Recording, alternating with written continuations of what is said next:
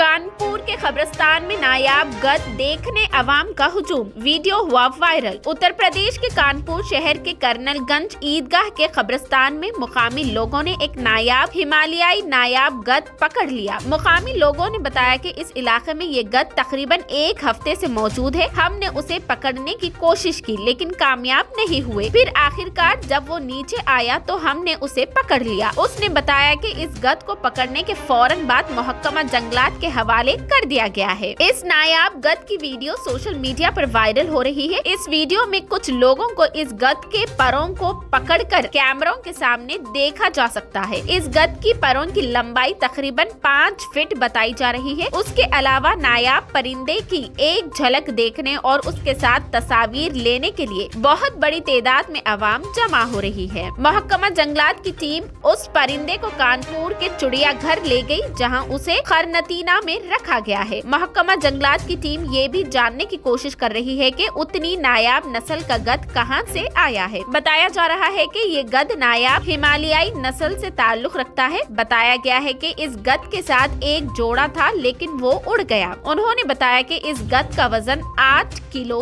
है। भैया भैया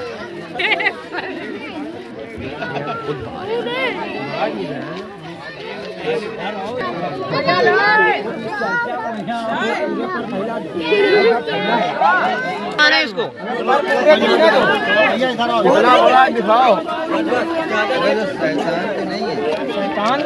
बाबा